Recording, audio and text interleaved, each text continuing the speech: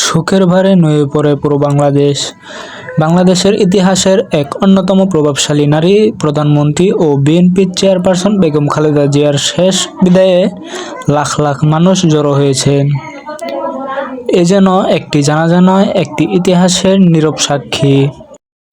ভোর থেকে জড়ো হয়েছে লাখ লাখ মানুষ। কেউ এসেছেন শত মাইল দূর থেকে, আবার কেউ রাত কাটিয়েছেন রাস্তায়।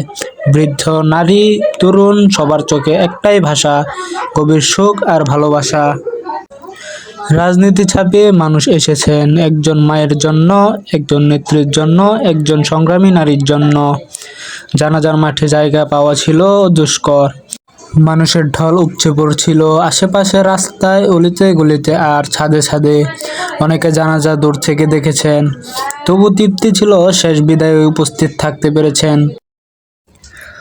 বছরের শেষ দিন বুধবার বেলা ৩টায় জাতীয় সংসদের সামনে জনসমুদ্রের মাঝে জানাজা সম্পন্ন হয়। সংসদ ভবনের মাঠ, বাইরের অংশ এবং পুরো মানিক মিয়া এভিনিউ ছড়িয়ে কারওয়ান বাজার থেকে বাংলা মোটর, পান্থপথ, মিরপুর রোড থেকে ধানমন্ডি ২৭ নম্বর ও আরও জায়গায় যেখানে জায়গা পেয়েছে সেখানেই দাঁড়িয়ে জানাজার নামাজ আদায় করেন। জানাজার নারীদের জন্য রাখা হয় বিশেষ ব্যবস্থা। Bangla TV news. সকল তথ্য ও খবরাখবর জানতে আমাদের চ্যানেলটি এখনই সাবস্ক্রাইব করে রাখুন। ধন্যবাদ সকলকে।